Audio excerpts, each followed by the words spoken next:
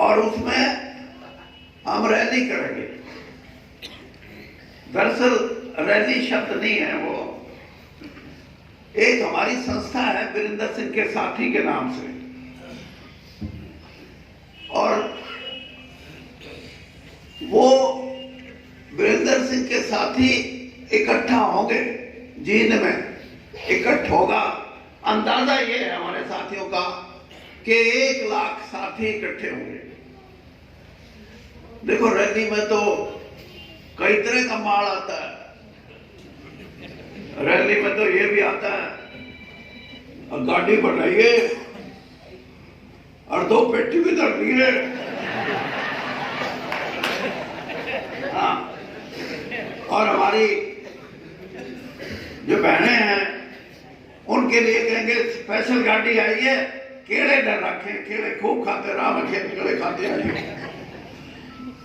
वो तो इकट्ठा करते हैं लोगों को, हम ऐसा नहीं करेंगे। हम उन लोगों को कहेंगे कि आप जो बात हम कहते हो इससे अगर सहमति रखते हो तो आना, ना तो कोई जरूरत नहीं है। और सहमति किस बात की है मैं ये आपको बताना चाहता हूं, क्योंकि वो किसी पार्टी की रैली नहीं होगी, वो कांग्रेस की विरोध में, बीजेपी के विरोध में, इनेलो के विरोध में, जेजेपी के विरोध में, कम्युनिस्टों के विरोध में नहीं, वो होगी कुछ सोच विचार करने की। और सोच विचार ये कि इस देश को आजाद हुए 75 साल से ऊपर हो गए, लेकिन आजादी से पहले की जो समस्याएं थी आज भी यूं की यूं मुंह बाएं खड़ी। चाहे गरीबी की बात है, चाहे बेरोजगारी की बात है, चाहे भ्रष्टाचार की बात है। नेता लोग भी कह देते हैं, अपने भाषणों में कहते हैं कि देखो भ्रष्टाचार खत्म तो नहीं हो सकता, कम हो सकता है। जब इतना ही कह दिया तो जिसने करना है वो तो खुश हो जाता है, ये तो ठीक है, ठीक कह रहा है, करो। कोई अगर ये कहे कि भ्रष्टाचार को बिल्कुल जड़ से उखाड़ के फेंका जा सकता है, तो आप उस आदमी की जरूर सुनना। मैं तो आपको सिर्फ इतना बात कहूंगा। और ये होगा, हमारा समाज बदल रहा है, नई रोशनी है। आज के जो नौजवान हैं उनके मन में बहुत सी ऐसी बातें हैं। देखिए पंजाब का इलेक्शन हुआ,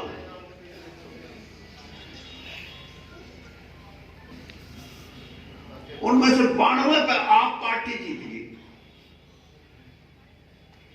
बीजेपी की 3 सीट आई, अकालियों की 1-2 आई और कांग्रेस की 17-18 आई।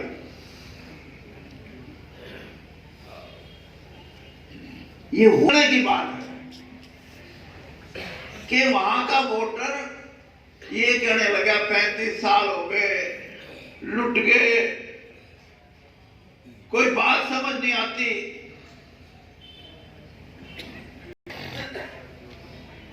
वोटर का जवाब था अकालियां तो पानी नहीं, ना कांग्रेसियां पानी, 35 साल हो गए, गल्ला गल्ला करते हैं, काम कोई नहीं करता, लुट लिया सारा पंजाब। पंजाब के लोगों को किसनू पाएगा कि किसे नू पावा, वो थी आगे आप पार्टी। अब आप पार्टी ये सोचे कि हम 92 सीट जीते, नहीं। राजनीतिक लोगों ने अपना विश्वास जो खो दिया, वो विश्वास की कमी की वजह से दोनों पार्टियां धराशायी हो गई, जो 35 साल तक पंजाब में राज करती रही। मैं इसलिए ये बात कह रहा हूं कि उसमें सबसे बड़ा मुद्दा यह था भ्रष्टाचार। कोई भी राजनीतिक दल हो, अगर भ्रष्टाचार के लिए संघर्ष नहीं कर सकता, उसको उखाड़ने की ताकत नहीं रखता, तो लोगों का विश्वास उस पार्टी से कम हो जाएगा, उस प्रशासन से कम हो जाएगा। और इसीलिए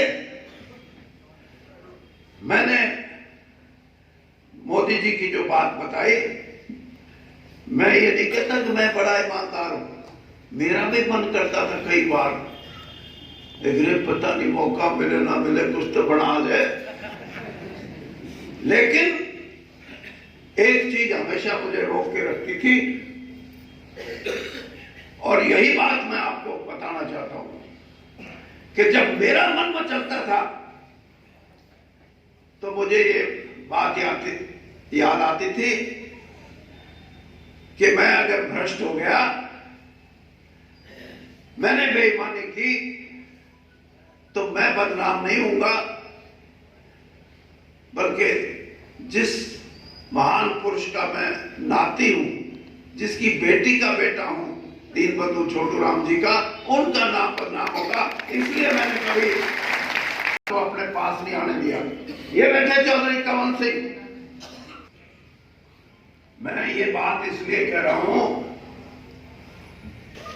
5 साल पहले तक मुंडनों कर्नाटक भेज दो, लेकिन अपने लोगों में नहीं था। लेकिन अब पिछले 5 साल से जिस गांव में भी मैं गया, 12 छोरे डाल दिए थे बाहर। ये मजबूरी है इन बच्चों की, अपने बच्चों की मजबूरी ये है कि जब ये देखते हैं कि मेरे बाप पे तो 3 किले जमीन है और हम तो 2 भाई और 1 बहन है, हमारे माथे में तो 1 किला आएगा, तो उसका दिल टूटता है। रोजगार की तरफ देखता है तो रोजगार नहीं मिलता।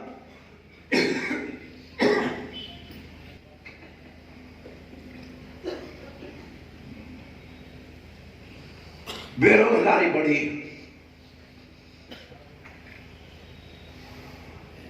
अब ये कैप्टन साहब तो बुरा मान, मैं मुख्यमंत्री जी को भी कई बार कहा कि आपने ये क्या कहते हो कि मेरिट करेंगे, हम मखा मेरिट, प्रोफेसर लगाना हो मेरिट करो, डॉक्टर लगाना हो मेरिट करो, साइंटिस्ट लगाना हो मेरिट करो, अच्छा टीचर भर्ती करना हो मेरिट करो, HPSC में अफसर लगाने हो मेरिट करो, लेकिन चपड़ासी चौकीदार इनकी मेरिट का क्या जरूरत है?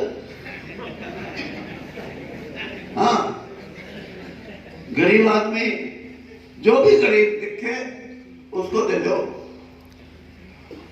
और कैप्टन साहब, हरियाणा में अगर बीजेपी के जो वर्कर हैं, तो 1-1 2-2 नौकरी नहीं दोगे तो ये आगे काम करना औखा हो जाएगा इनके लिए। वर्कर को भी दे दो, कोई गल नहीं है, क्या फर्क पड़ता है। सिपाही भर्ती करना है, भाई उसकी छाती देखो, उसका कद देखो, उसको भगाओ, दौड़ाओ, कुदाओ, कुछ करो, उसमें पास हो, फिर किस चीज की मेरिट अकबर में इसमें। यानी कुछ चीजें ऐसी हैं जो व्यवहारिक है, और इसीलिए मैं ये कहता हूं व्यवहारिक चीजों के लिए हमारे को सोचना पड़ेगा कि गरीबी कैसे खत्म हो, भ्रष्टाचार कैसे खत्म हो, बेरोजगारी कैसे खत्म हो। और मैं तो यहां तक कहता हूं कि अगर हमारे बच्चे विदेशों में जाना चाहते हैं तो उनकी इसी दुर्घटना करो। डंकी फ्लाइट का मतलब ये कि गलत तरीके से जा रहे हैं बेचारे। जो भी सरकार, हरियाणा सरकार को ये चाहिए, और मैं कांग्रेस का घोषणा पत्र तैयार करने का चेयरमैन था, तो मैंने ये बात उस वक्त कही थी कि अगर हम सत्ता में आएंगे तो 3 चीजें करेंगे। जो विदेशों में जाए, एक तो रोजगार के लिए जाए, एक बड़ी पढ़ाई के लिए जाए, उनके लिए पासपोर्ट बनवाना, उनके जहां जाए उस पर वीजा लगवाना, और कोई सरकार, विदेशी सरकार ये कहे कि हमारे को गारंटी चाहिए, तो हरियाणा सरकार की गारंटी, ये 3 चीज नौजवानों के लिए कर दो, वो गलत तरीके से भी जाएंगे और माँ बाप के लिए भी बहुत बड़ी बात है। तो मैं ये चीजें कि 23 तारीख की जो हमारी वीरेंद्र के साथी वीरेंद्र सिंह के साथी के नाम से कार्यक्रम है, उसमें इन चीजों का समाधान क्या आपने दिया था। उसमें एक बात कही थी कि लाल बहादुर शास्त्री जी ने नारा दिया था जय जवान जय किसान का, और 1996 में उस नारे में एक चीज और जुड़ गई, जय विज्ञान। और प्रधानमंत्री जी ने कहा कि चौथी चीज मैं जोड़ता हूं, उन्होंने कहा कि जय अनुसंधान। और जय विज्ञान और जय अनुसंधान, अनुसंधान का जब नाम आता तो एकदम दिमाग में जाती है साइंस, मेडिकल। हमारी रैली में हम ऐसे अनुसंधान के माध्यम से ऐसे समाधान देना चाहते हैं, हमारी इस सोच को मान लेगी उस पार्टी के साथ लोग जुड़ेंगे, जो नहीं मानेगी तो उनकी मर्जी। अब अनुसंधान क्या, एक आपको एक बात बताता हूं कि जैसे डॉक्टर है, डॉक्टर जो भी भर्ती होगा उसको गांव में भी नौकरी करनी पड़ेगी, शहर में भी करनी पड़ेगी, लेकिन पाबंदी नहीं है। गांव वाला जो डॉक्टर है किसी पीएचसी में, सीएचसी में एमबीबीएस डॉक्टर, बदली तो उसकी वहां हो जाती है, लेकिन अपना डेपुटेशन शहर में कराएगा, क्योंकि शहर में बच्चे अच्छे पढ़ेंगे, उसके अच्छी आबो हवा होगी, बिजली 24 घंटे रहेगी, मकान बढ़िया होगा। कि गांव के आदमी को किसी की माँ, किसी का बाप, किसी का दादा, किसी की दादी अगर गंभीर अवस्था में बीमार है तो उसके पास कोई समाधान नहीं, क्योंकि जो अस्पताल खोले हुए गांव में पीएचसी सीएचसी के नाम से, वहां कोई डॉक्टर नहीं है। ले जाओ, कहां ले जाओ, तुम तो कहते हो चलो हिसार, मारे वाले कहे चलो पटियाला, कोई कहे चलो दिल्ली पीजीआई, और कैथल कुथल की तरफ कहे चलो लुधियाना। इसका समाधान कुछ कर लो नहीं हो सकता, एक बात से हो सकता है। ये मेरा ख्याल है, आप उसको कितना सराहोगे मैं नहीं जानता, लेकिन इसके ये अनुसंधान से है कि हरियाणा में अगर 2000 डॉक्टर लगाने हैं, डॉक्टरों की जो वैकेंसी निकले, 100 डॉक्टर लगाने हैं शहरों में और 1250 लगाने हैं गांव में। जिसने गांव का डॉक्टर बनना हो वो उन 1250 में फार्म भर दो, जिसने 750 शहर का डॉक्टर बनना हो 750 उनका फार्म भर दो। 2 कार्डर हो, एक रूरल कार्डर और एक अर्बन कार्डर, और उसमें ये लिख दो कि रूरल कार्डर का, अर्बन कार्डर का शहरी डॉक्टर जो होगा उसकी तनख्वाह, तो गांव के डॉक्टर की तनख्वाह 1.25 लाख से शुरू होगी। सब वहां रहेंगे। और ये सिर्फ डॉक्टर की बात नहीं, नर्स भी, पैरामेडिकल स्टाफ भी। मैं ये एक बात इसलिए कह रहा हूं कि जब तक ये व्यवस्था नहीं होगी तब तक आप डॉक्टरों को अपने साथ हालात और, तो ये समाधान है समस्याओं के, और इन समाधान के साथ सबसे बड़ा आपको एक मैं याद दिलाता हूं, ये जो कांग्रेस पार्टी ने जब 2019 का चुनाव हमारे को सत्ता में लेके आओ, हम आपके बैंक में 72,000 रुपये जमा कर देंगे 1 साल के।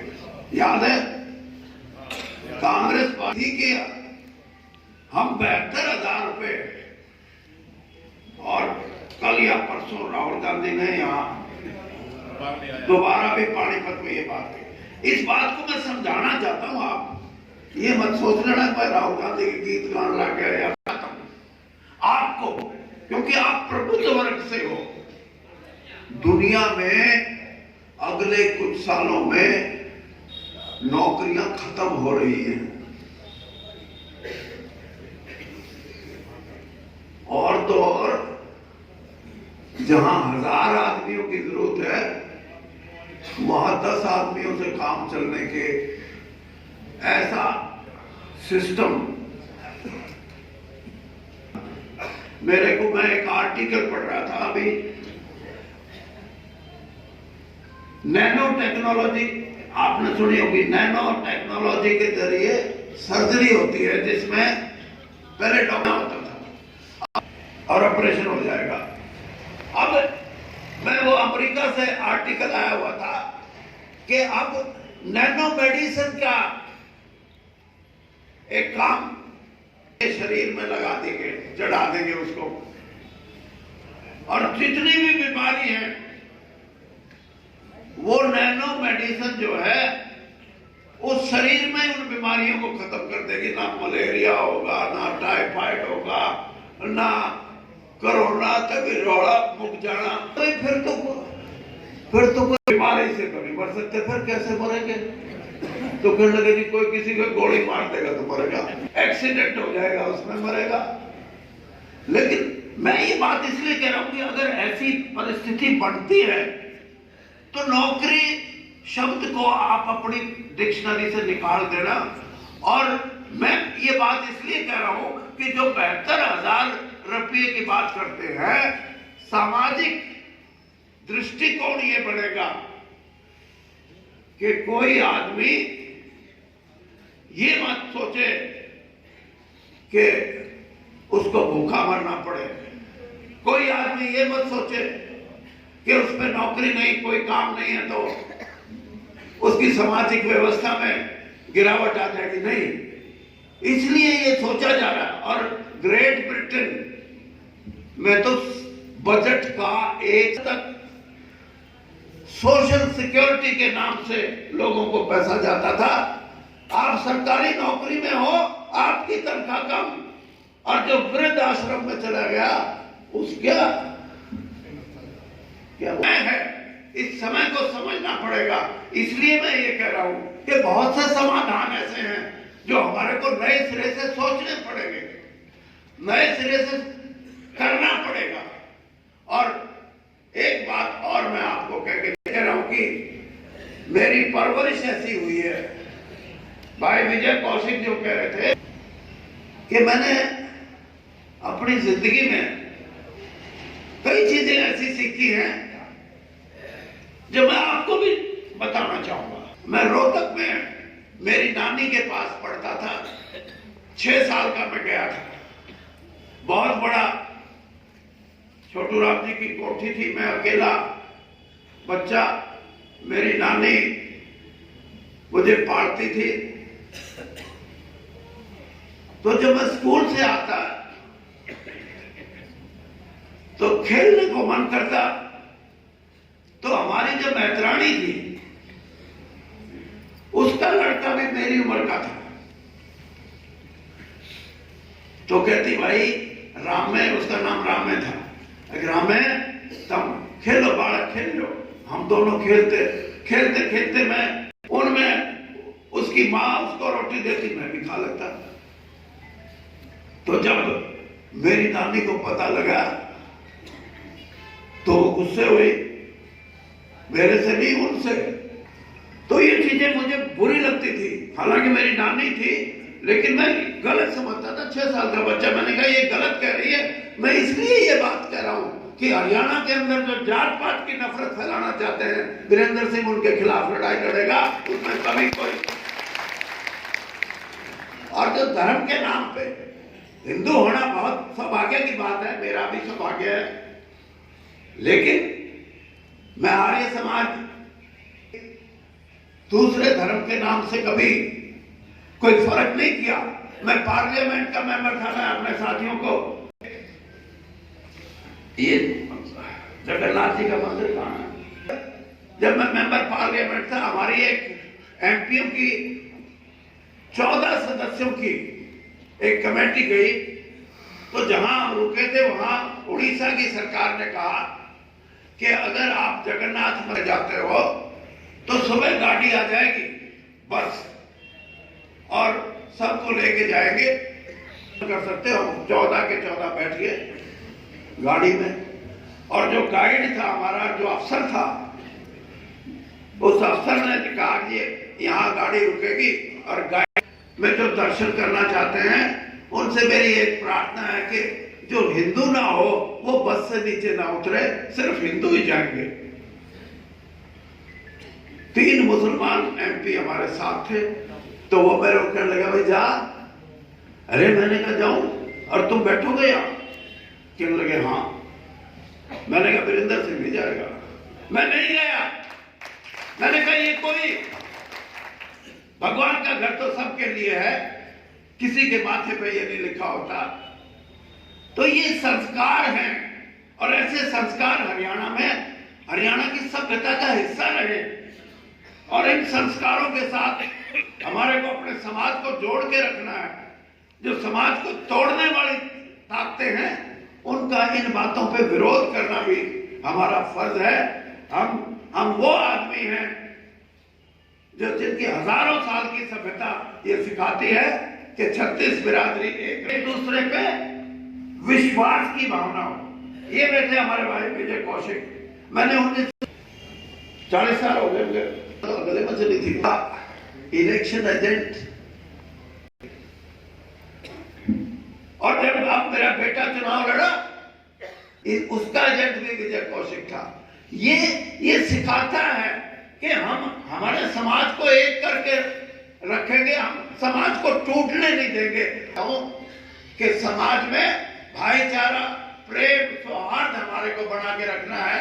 उसी से हम एक अच्छे, उज्जवल और मैं ये कह सकता हूं कि ऐसे हरियाणा का निर्माण कर सकते हैं जिसमें हमें लगे, हमें फख्र हो कि ये जो नई पीढ़ी है, ये नई पीढ़ी अब इस रास्ते पे चल पड़ी है जहां धर्म के नाम पे धर्म का नाम तो बड़ा, लेकिन धर्मांधता नहीं होना चाहिए। यही सीख लेके हम चलेंगे तो हमारा प्रदेश आगे बढ़ेगा। और मैं ये समझता हूं